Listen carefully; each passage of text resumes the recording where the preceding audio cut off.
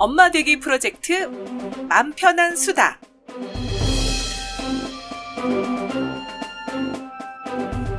안녕하세요. 오늘 진행을 맡게 된 박경량입니다.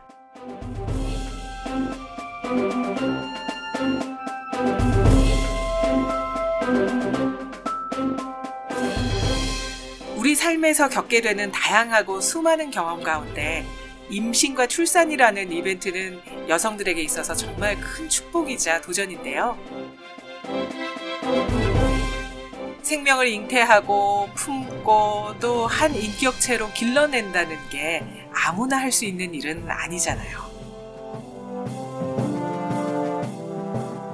이 시간은 맘 편한 수다라는 프로그램의 제목처럼 엄마들의 편안하고 재미있는 수다를 통해서 임신과 출산을 경험하게 될 예비맘들에게 조금이나마 도움을 드리고자 마련한 시간입니다. 1부에서는 임신을 하고 출산하기 전까지의 이야기를, 2부에서는 출산 후 신생아 돌봄까지의 이야기를 나눠볼 텐데요. 기쁘고 설레기도 하지만 한편으로는 두렵기도 한 엄마라는 길.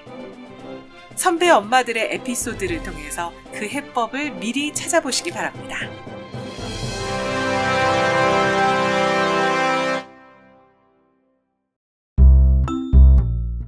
엄마 경력, 라떼는 말이야. 엄마 되기 프로젝트 맘 편한 수다 1부. 먼저 임신에서 출산 전까지의 이야기를 3명의 게스트와 함께 할 텐데요. 스튜디오에 나와 계신 3분의 포스가 장난이 아닙니다. 자, 먼저 각자 자기소개 좀 부탁드릴게요. 안녕하세요. 세종시 시각장애인 연합회 국장 최미경입니다. 전 3번의 임신과 출산을 경험했는데요. 와. 엄마 경력은 26년 차입니다. 네. 이 시간을 통해서 시각장애인 예비맘들의 이야기도 함께 나누기 위해서 나왔습니다. 네, 반갑습니다. 아마 엄마 경력으로 치자면 제가 제일 많지 않을까 싶은데요. 네, 그렇게 보입니다. 네. 충북 시청자 미디어 센터 라디오 제작단 엄마 경력 47년차 전송입니다. 만나서 반갑습니다. 네, 반갑습니다. 안녕하세요. 충북 시청자 미디어 센터 라디오 제작단 이솔입니다. 네, 저는 엄마 경력 22년 차인데 여기서 네. 제일 젊은 엄마네요. 그렇네요. 네. 저는 밀레니엄 베이비에 대한 환상을 가지고 30대 초반이었던 2000년 1월에 결혼해서 네.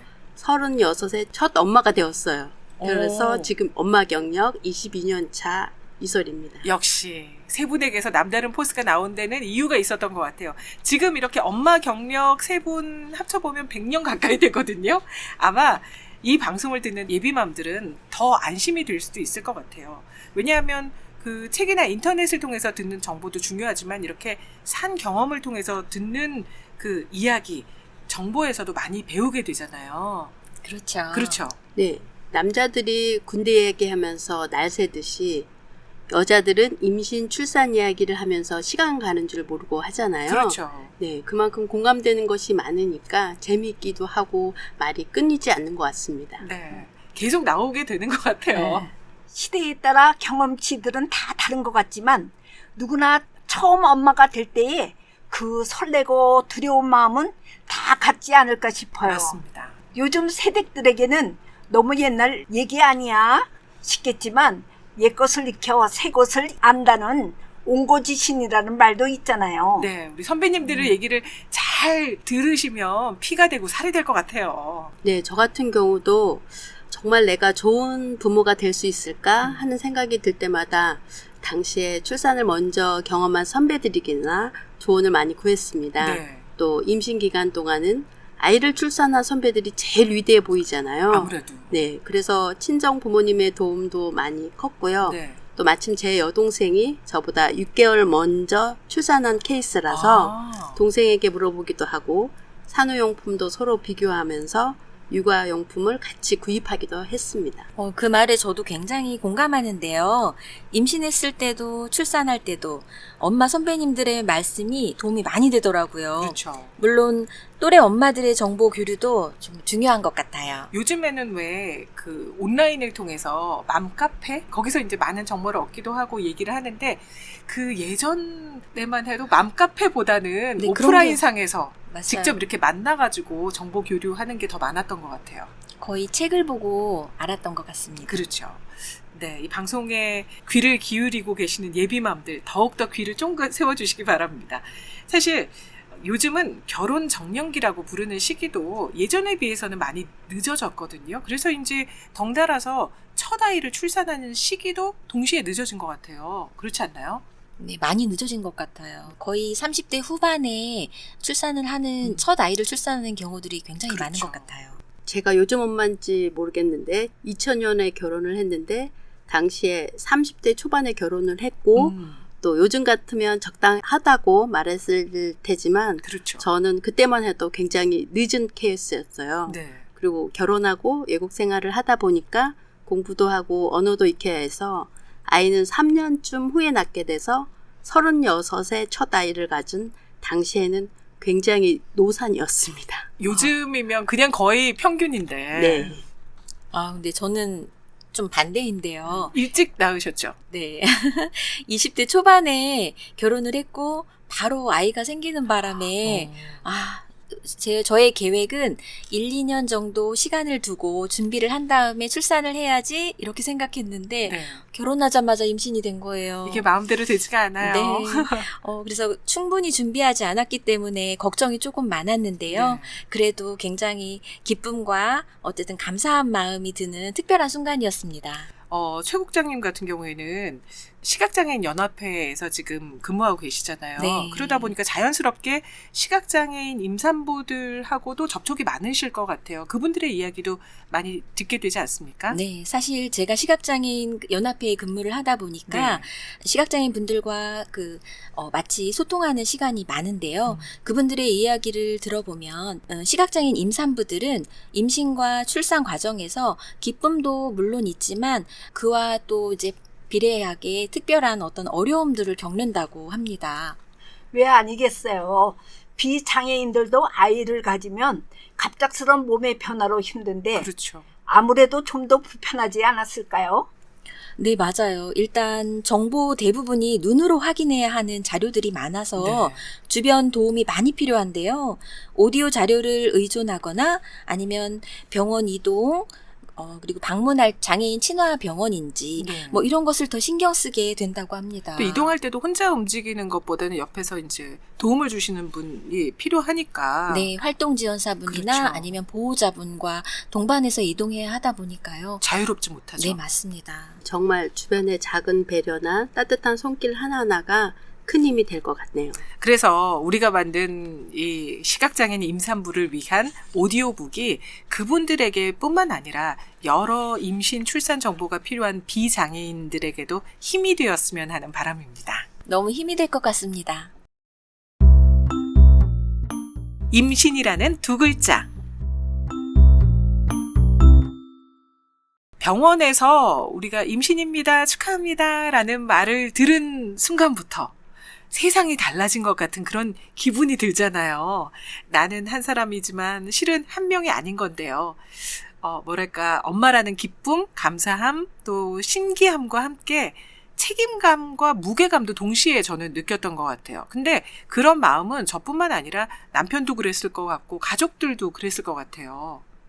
네, 요즘은 임신 테스트기를 통해서 바로 임신을 집에서 확인할 수 있지만 그렇죠.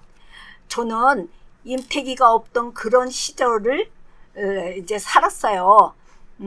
그래도 예나 지금이나 병원에 가서 확실한 답을 듣고 난 후에 주변에도 알리면 더 신빙감이 가겠지요. 네, 지금도 마찬가지인 것 같아요. 집에서 이제 간단하게 임신 테스트기를 하지만 그래도 병원에 가서 그런 얘기를 딱 들어야지만 안심이 되잖아요. 맞아요. 그래야 네. 정확한 것 같고 그렇죠. 그랬을 때도 주변에 알려야 될 것 같고 그렇죠. 네, 네. 맞습니다. 네, 아마 다들 반응이 비슷하지 않을까 싶은데요.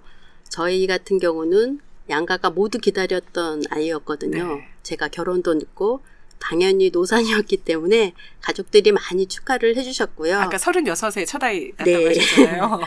그리고 일본에서 아이를 갖게 된 저는 사실 일본 산부인과를 다니는 게 좀 불편했어요.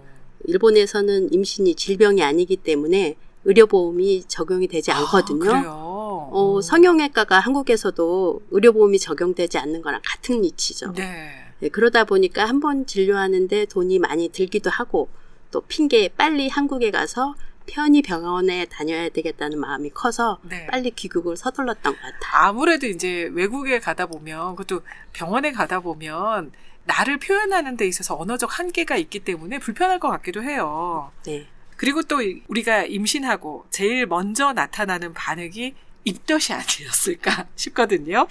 최국장님은 어떠셨어요? 제가 좀 특별하다고 할 수는 없지만 아마 대부분의 그 임산부들이 겪었을 것 같은데요. 어느 날 잡채가 너무 먹고 싶은 거예요. 아, 맞아요. 그런데 잡채를 금방 만들 수는 없거든요. 그래서 아이 아빠가 그러면은 우리 잡채밥을 시켜보자 해서 잡채밥을 중국집에서 시켰습니다. 오, 굉장히 슬기로운 남편인데요. 네, 그래서 제가 매우 만족을 했는데 네. 2그릇이 왔어요. 오자마자 오픈을 하는 순간 갑자기 우욱하면서 느끼함을 막 느끼면서 난 도저히 먹을 수가 없을 것 같다고 했더니 남편 표정이 많이 일그러지더라고요. 그러니까 남편 입장에서는 굉장히 좀 변덕스럽게 보였을 거 아니에요. 근데 네. 정말 그렇지 않았어요, 두 분도? 맞았어요. 네, 그래서 제가 남편 마음도 이해가 가지만 제가 도저히 먹을 수가 없어서 거부를 했더니 아이 아빠가 하는 수 없이 2그릇을 다 먹었어요. 네. 근데 다 먹고 나니까 전 너무 배가 고픈 거죠. 그렇죠. 그래서 머릿속에 떠오르는 게 시원한 냉면이더라고요. 그래서 갑자기 아이 아빠는 굉장히 배가 부른데 제가 냉면집에 가자고 하는 바람에 냉면집에 가서 네. 아이 아빠는 저를 바라보고만 있고 네. 한 그릇을 시키고 혼자 먹었던 경험이 있습니다. 네. 아니, 이소리 선생님 같은 경우에는 어떤 음식이 그렇게 당기셨어요? 네, 저는 참외가 그렇게 먹고 싶었습니다. 참외가? 네. 일본엔 참외가 나오지 않습니다. 메론이 참외처럼 아주 흔합니다. 네. 그런데 참외는 나오지 않아서 그 여름 내내 참외가 먹고 싶어서 일부러 그 한국 식품점에 가서 구입도 하는데 양이 안 차잖아요. 그렇죠. 그래서 전 정말 빨리 한국에 가야겠다. 네. 그런 생각밖에 없었습니다. 그러니까 모자라다 싶으면 왜 그렇게 더 먹고 싶은지 모르겠어요. 네. 맞아요. 전송이님은 어떠셨어요? 어떤 음식이 가장 먹고 싶었어요? 그 저는 당시에? 그때 먹고 싶었던 과일이었는데요. 어떤 과일이었어요? 배였어요. 배. 배. 근데 촌에서 살으니까 한겨울에 배를 구하기가 네. 그렇게 쉽지 않았지요. 그렇죠. 시장도 멀고 했는데 그래서 생각해낸 것이 시원한 동치미에서 물을 꺼내서 배 대신 먹었던 기억이 납니다. 동치미가 이제 배가 되었네요. 네. 예. 지금이야 또 뭐 인터넷이나 SNS 그리고 심지어 챗 GPT한테도 우리가 정보도 많이 묻고 알 수 있는 시대지만 2000년대 초만 해도 우리가 임신이다라는 걸 알게 되면 서점부터 달려갔었던 것 같거든요. 어떠셨어요? 네, 맞아요. 저도 제가 이거 임신을 딱 2000년도에 했는데요. 바로 서점에 달려갔습니다. 그래서 책 사잖아요. 네, 임신부 생활 약간 이런 제목의 책들이 아주 두꺼운 책들이 많았던 것 같아요. 임신과 출산. 아, 이런 거. 맞습니다. 저도 있어요, 집에. 정독을 했었던 것 같아요. 네. 저는 당시 주부생활이라는 여성 잡지를 구독하기도 했어요. 그때는 책이나 주변 사람들의 조언이 가장 큰 정보원이었죠. 와, 주부생활. 정말 오랜만에 듣는 추억의 잡지 이름인데요. 물론 뭐 요즘은 예전에 비하면 많이 편리해지기는 했지만 앞서도 잠깐 말씀드린 것처럼 시각장애인 임산부나 소외계층에서는 여전히 정보 사각지대에 놓여 있을 수 있거든요. 네, 맞습니다. 이게 그 모든 정보들이 책이나 아니면 또 인터넷 그 웹사이트의 자료들이 다 눈으로 사실을 확인해야 하는 부분이 그렇죠. 많아서요. 아무래도 소리가 정보를 접근하는 방법인 시각장애인 분들께서는 조금 어려움이 많습니다. 네. 제가 아는 한 분이 정말 재미있는 사례가 있어서 얘기를 해보려고 네. 해요. 출산 후에 몸조리를 하면서 아이가 젖을 잘 빨지 못했었던 것 같아요. 그래서 유축기를 사용해서 젖을 짜낸 다음에 네. 이제 제공을 했는데 너무 샛노란 색깔이 나오는 거예요. 이게 뭔가 잘못된 게 아닐까? 이게 좀 이상한 것 같아 해서 이 젖을 전부 다 짜서 버리고 어머나. 정말 뽀얀 젖이 나올 때까지 기다렸다가 그때 이걸 모아가지고 아이한테 먹인 거예요. 아니 그 소중한 초유를. 네, 너무 안타까운 것 그렇죠. 같아요. 사실 누구나 다 알고 있을 거라고 생각했었던 초유에 대한 정보잖아요. 네. 근데 이분이 몰랐었던 거예요. 아, 며칠 후에 그 모습을 본 언니가 초유를 왜 버려? 라면서 등짝을 스매싱을 날렸다고 합니다. 네, 혼내는 거죠. 네. 아니, 초유가 아이한테 면역력이 굉장히 좋잖아요. 그렇죠. 그래서 그 면역력 길러주는 중요한 거를 다 버렸다고. 없어서 못 먹이는데. 네, 이건 진짜 다시 주워 담을 수도 없는데 네. 그래서 그 이후에 언니에게 정보를 충분히 듣고 아이한테 제공을 했다고 하는데요. 제가 그 얘기를 들을 때마다 또는 그 얘기가 이제 저희가 이제 임산부들끼리 얘기를 나눌 때 이런 정보들에 대한 얘기를 하잖아요. 모두가 다 한바탕 웃고 맙니다. 이런 일이 있을 거라고 생각을 못 하거든요. 그만큼 이제 정보를 또 이렇게 잘 취하지 못하시는 계층들이 있다라는 거죠. 네, 생각보다 정말 누구나 다 알고 있을 거라고 생각하는 정보를 모르고 있는 사례들이 굉장히 주변에 있더라고요. 가장 안타까운 건 아마 본인이었을 것 같아요. 엄마. 네, 사실 저희는 웃으면서 얘기했지만 이 이야기를 한 분은 저한테 굉장히 슬퍼했어요. 그렇죠. 네, 이게 아이의 건강과 직결되는 건데 제가 이렇게 버려서 너무 슬펐다고 얘기를 하더라고요. 네. 특히 시각장애인이나 그 기타 취약계층 임산부에게는 신뢰할 수 있는 정보 제공이 정말 중요하거든요. 그렇죠. 임신과 출산, 그리고 육아 관련 정보, 또 병원 방문과 치료, 유전자 검사 네. 또는 장애인 친화병원 이런 것처럼 실제 생활에서 필요한 정보가 체계적으로 제공되는 것이 정말 중요하다고 생각해요. 맞습니다. 그래서 저희가 또 이번 오디오북에 지금 우리 최 국장님께서 말씀하신 정보들을 다 넣었거든요. 정말 좋은 것 같아요. 네, 필요한 정보들을 한 번에 이 NFC 칩 키링을 통해서 편리하게 들으실 수 있도록 만들었으니까 많이 이용해 주셨으면 좋겠습니다. 네, 네. 저도 홍보 많이 하겠습니다. 감사합니다. 네. 새롭고 특별한 경험. 엄마 되기 프로젝트 맘 편한 수다 1부 엄마 구단인 최미경님, 전성희님, 이소리님 모시고 임신에서 출산 전까지 이야기 함께 나눠보고 있습니다. 우리가 아기가 생기면 가장 먼저 했던 일 중 하나가 대부분 태명을 지어서 부르는 일 같거든요. 여러분은 뱃속 아기한테 뭐라고 부르셨어요? 네, 저는 남매를 두었는데요. 첫째인 딸에게는 튼튼이, 둘째인 아들에게는 씩씩이라고 이렇게 붙였어요. 네. 말 그대로 튼튼하고 씩씩하게 자랐으면 하는 바람을 담아서 그렇게 지었지요. 사실 지금 태명 듣고 제가 깜짝 놀랐는데요. 왜요? 네. 사실 저희 막내 아기도 네. 튼튼이었거든요. 아, 그러셨어요. 네. 아니 제가 궁금한 거는 왜 계속 10달 동안 그 튼튼이 씩씩이 이렇게 불렀잖아요. 튼튼한 씩씩아 하고 실제로 태어났을 때 말 그대로 어떻게 튼튼하게 씩씩하게 다 잘 태어났나요? 아이고, 너무 씩씩하게, 너무 튼튼하게 4kg가 넘었다는 거 아니에요, 두 아이다. 첫째 딸이고 이제 둘째가 네. 아들이었는데 네. 와 엄마가 좀 고생하셨을 것 같아요. 엄청 고생했어요. 네, 4kg. 저희 아이는 3.7kg 나왔는데요. 역시. 예, 막내 튼튼이라고 불렀더니 네. 지금 운동을 하고 있습니다. 네. 레슬링 선수입니다. 아, 태명대로 어. 되네요. 네. 아, 저는 실제로 이렇게 주변에 보면 친한 친구가 먼저 결혼을 하고 임신했는데 나중에 한 말기쯤에 만난 적이 있었어요. 그때 깜짝 놀랐잖아요. 배에다 대고 이제 친구가 태명을 막 이렇게 부르니까 문질문질 하면서 아기가 반응하면서 발을 쭉 내밀더라고요. 근데 저는 그 당시에 그 태동이라는 거, 발이 쑥 나오는 거 처음 봤거든요.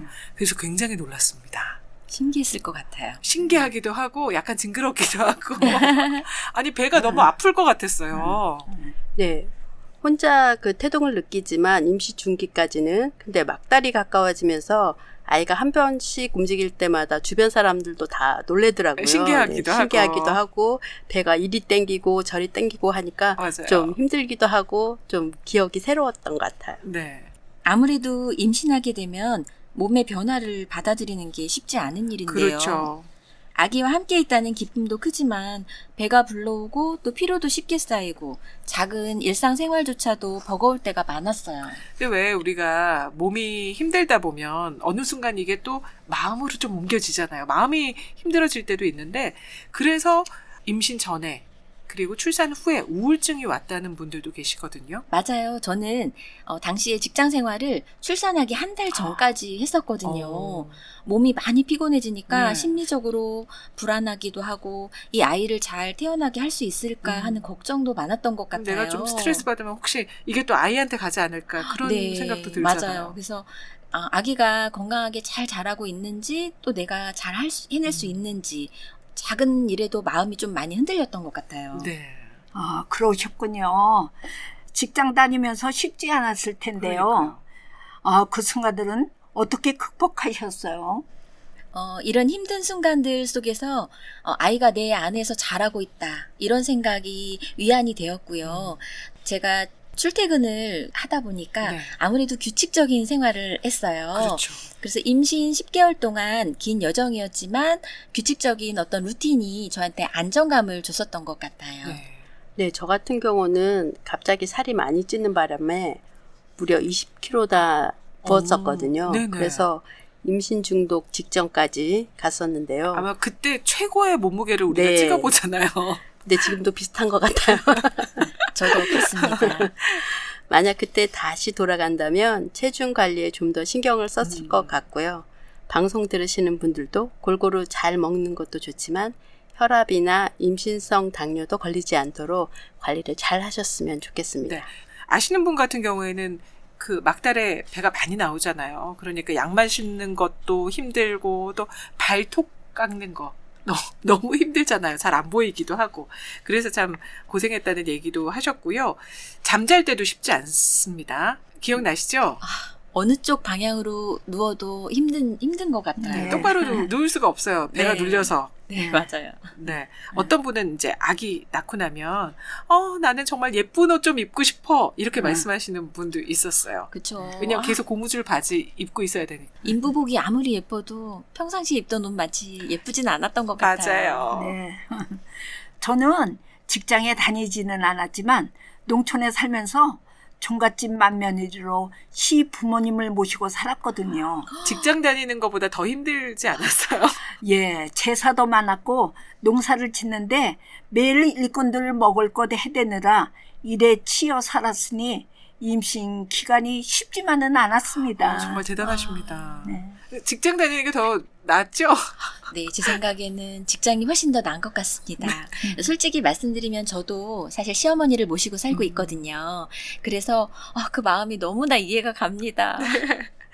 이렇게 엄마가 된다는 거는 참 쉬운 일이 아니에요. 어려운 일인 것 같은데, 그래도 그만큼의 수고와 사랑이 있기 때문에 우리가 나중에 아이를 마주했을 때 더 큰 행복을 느끼지 않았나 싶습니다. 저는 그때 태교 일기 진짜 부지런하게 썼거든요. 저는 그게 진짜 아쉬운 부분인데요. 네. 그때는 제가 조금 일찍 임신을 하는 바람에 너무 어리고 또 바쁜 직장 생활에 뭐 이런 것 때문에 태아 일기를 쓰지 못했어요. 그래서 만약 그때로 다시 돌아간다면 꼭 일기를 써서 나중에 아이에게 보여주고 싶다 이런 생각을 갖고 있습니다. 그때 이제 아기를 가졌을 때 나를 지금의 내가 만날 수 있다면 여러분들은 어떤 얘기를 해주고 싶으세요? 저는 집안일도 많은 처지에 아기 낳고 키우느라 어려운 시기를 잘 참아냈으니 나 자신에게 장하다고 말해주고 싶네요. 저도 그렇게 말해드리고 싶어요. 네. 저 같은 경우는 외국에서 임신을 했고 양쪽에 그런 임신 출산 문화를 다 비교를 했는데 그러네요. 비교하게 되었는데 예. 육아 수첩도 2개고 뭐든지 2개예요. 그리고 일본에서 하나, 네, 한국에서 하나. 예. 그래서 기록을 좀 더 많이 해야 됐고 또 지금은 스마트폰 세대지만 저희 같은 경우는 그런 세대가 아니어서 영상이 많이 없는 것 같아요. 네네. 그게 좀 아쉬움이 있는 것 같아요. 네. 최 국장님은 어떠세요? 너무 걱정하지 말고 모든 순간을 있는 그대로 느끼면서 즐기라고 말을 해주고 싶어요. 그때는 많이 힘들었으니까 이런 생각을 못 했는데 몸도 마음도 힘든 순간이 많겠지만 네. 그 모든 시간이 결국 아이와 제가 만나는 그 준비 기간이잖아요. 그렇죠.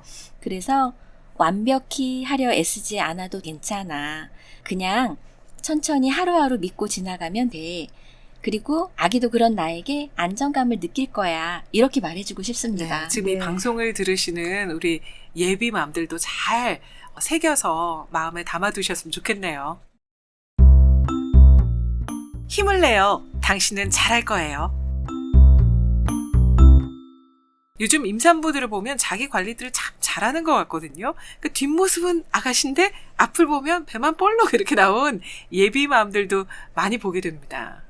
네, 관리 정말 중요한 것 같아요. 중요하죠. 저는 양가의 그 비오알에 너무 살이 쪘었는데요. 아까 20kg 정도. 네, 임신 중독에 걸릴 만큼. 네. 근데 그것보다 더 중요한 것은 임신 기간 동안 여유를 가지고 즐겁게 지내는 것이 중요한 것 같습니다. 또 엄마가 마음이 편안해야 아이도 건강한 사고를 가질 수 있다는 생각 잊지 마시기 바랍니다. 그렇죠. 네, 저도 비슷한 이야기인데요. 임신 중에 마음을 착하고 편하게 가지면 좋겠어요. 네. 다양한 책을 읽고 음악도 듣고 붓글씨도 한번 써보기도 하면서 꽃과 나무와 곤충과도 대화를 나눠봤으면 합니다. 아, 붓글씨 굉장히 고전적입니다. 네. 네. 누군가를 미워하지 말라고 하잖아요. 안 그러면 아기가 네. 태어나서 그 사람 닮는다고. 네. 아가는 엄마의 생각과 말과 행동 하나하나를 다 듣고 느끼며 본능적으로 담는 것 같거든요. 힘들면 잠깐 쉬고, 그리고 먹고 싶은 건 마음껏 먹고, 네. 엄마가 행복하면 아기도 행복해진다고, 곧 만날 우리 아이에게 행복한 엄마를 느끼게 해주면 좋을 것 같아요. 아, 너무 좋은 말씀입니다. 요즘 임산부들을 보면, 네. 내가 임신했을 때도 저렇게 예뻤나? 오. 하는 생각이 드는데요. D라인이 이렇게 예쁜 줄 미처 몰랐거든요. 네, D라인. 네. 아마 제가 나이를 조금 먹어서 그런 걸지도 모르겠어요. 저희가 만약에 평소에 D라인이라면 네, 다이어트가 시급하겠지만 임산부들의 D라인 저도 이쁘다고 생각해요. 그 말에 전적으로 동감입니다. 예. 저도 동감이에요. 그렇죠. 네. 너무 소중해요. 요즘에는 네. 네, 애국자들이잖아요. 네. 자, 마지막으로 시각장애인 임산부들에게 우리 주변인들이 줄 수 있는 도움에는 뭐가 있을지 최 국장님께서 말씀해 주시겠어요? 네. 여러 가지가 있지만 가장 중요한 건 아마 보통의 임산부를 바라보는 시선인 것 같아요. 제가 아는 외국에서 오래 살다 온 시각장애인 분이 한국에 와서 네. 가장 힘들었던 것이 바로 주변 사람들의 시선이었다고 하셨거든요. 그리고 꿈이 있다면 2번 바라보지 않는 것이라고 말씀을 하시더라고요. 아, 네. 자신을 평범하게 있는 그대로 봐주는 그런 것이 중요하다고 생각을 하는데요. 저도 일본에 있으면서 아니 왜 이렇게 시각장애인이 주변에 많지? 라고 왜냐하면 하얀 지팡이를 짚고 계신 분들이 굉장히 많았거든요. 아, 네. 그렇게 놀랬더니 그분이 하시는 말씀이 주변에 있는데 한국에서는 나오지 않기 때문에 외출하지 않기 때문에 모르고 있는 것이다 라고 저에게 말해줘서 굉장히 의미 있는 저 굉장히 얘기네요. 충격받았어요. 네. 그때 당시에는 나와 다르다고 해서 특별한 시선이 아니라 다양함으로 이해해주면 좋을 것 같습니다. 맞습니다. 이 말처럼 특별하게 대하기보다 보통의 임산부처럼 존중하고 바라봐주는 태도가 무슨 정보나 이동 지원 못지않게 큰 힘이 된다고 생각해요. 제가 예전에 그 어느 장애인의 이야기를 들은 적이 있거든요. 그러니까 장애가 불편하긴 하지만 안타까운 건 아니다라고 말씀하시더라고요. 네, 맞아요. 그러니까 스스로 해낼 수 있는 일들이 많은데 미리 주변에서 이제 도움을 주려고 하지 말고 그렇게 애쓰는 것보다는 내가 이제 도움이 필요하고 요청을 할 때 그때 도와주셨으면 좋겠다라고 이렇게 말씀하셨어요. 네, 제가 첨언을 좀 하자면 네. 시각장애인 안내법이라는 것이 있습니다. 아. 시각장애인과 동행하는 그 보호자나 아니면 활동지원사분들이 안내를 해서 같이 이동하는 방법인데요. 네. 여기에 이런 내용이 나와요. 이 이동의 주체는 시각장애인이고 아. 네, 그래서 어떤 이 시각장애인의 시각에 맞춰서 이동 안내를 해야 된다는 네. 의미이기도 하고 또 이분들을 안내하는 상황이 됐을 때 제가 도와드릴까요? 라고 물어서 이분이 도움을 요청하실 때 해야 된다. 이게 원칙이거든요. 네. 왜냐하면 이분이 필요하지도 않을 수도 있는데 나의 그 선입견으로 무조건 도와주려고 노력하는 것은 사실은 예의가 아닌 부분입니다. 불편할 것 같아요. 네네. 그게 불편감을 줄 수도 있거든요. 네, 여러분들 꼭 기억해 주시기 바랍니다. 자, 엄마 되기 프로젝트 맘 편한 수다 일부 오늘 이 세 분과 함께 임신에서 출산 전까지의 이야기를 다양하게 한번 나눠봤는데요. 오늘 어떠셨어요, 세 분? 오늘 저는 사실 이 자리에 제가 온 것 자체가 너무 기쁜 것 같아요. 시각장애인뿐 아니라 취약계층에 있는 임산부들께 좋은 정보를 제공할 수 있는 자리잖아요. 그렇죠. 그 자리에서 제가 어떤 한 역할을 했다는 생각이 들어서 굉장히 기분이 좋고, 오늘 제작한 이런 오디오북이 이분들에게 잘 아이를 키울 수 있는 행복한 시간이 될 거라고 생각이 됩니다. 고맙습니다. 네, 저 같은 경우는 도서관에서 임신 자료를 찾는 걸 보고 네. 저희 큰아이가 깜짝 놀라 하더라고요. 동생 생기는 거 아니에요? 네. 그래서 오랜 옛 기억을 되살리는 좋은 경험이었기도 했고 네. 저의 작은 노력이 좋은 결과가 나왔으면 좋겠습니다. 고맙습니다. 이제까지 임신 중 경험담을 나누어 보았는데요.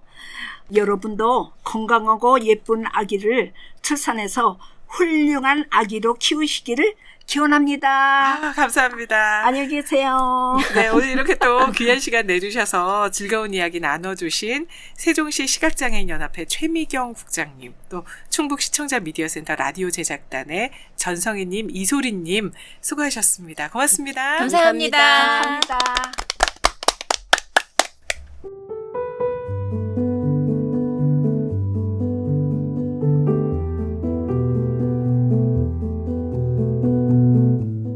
긴 여정을 지나 아이와의 첫 만남을 기다리는 여러분의 마음은 지금 어떤가요? 괴테는 이런 말을 했습니다. 가장 아름다운 것은 언제나 기쁨과 고통 사이에 있다. 녹록하지 않은 10개월이라는 시간, 아기를 품고 있는 그 사실만으로도 이미 여러분은 충분히 멋진 일을 하고 있는 겁니다. 아무쪼록 임산부 여러분이 걸어가고 있는 매일매일의 시간 속에서 항상 크고 작은 행복을 발견하시길 바랄게요.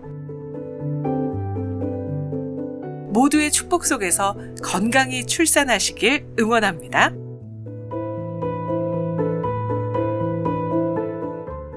엄마 되기 프로젝트 마음 편한 수다 1부 여기서 마치겠습니다. 고맙습니다.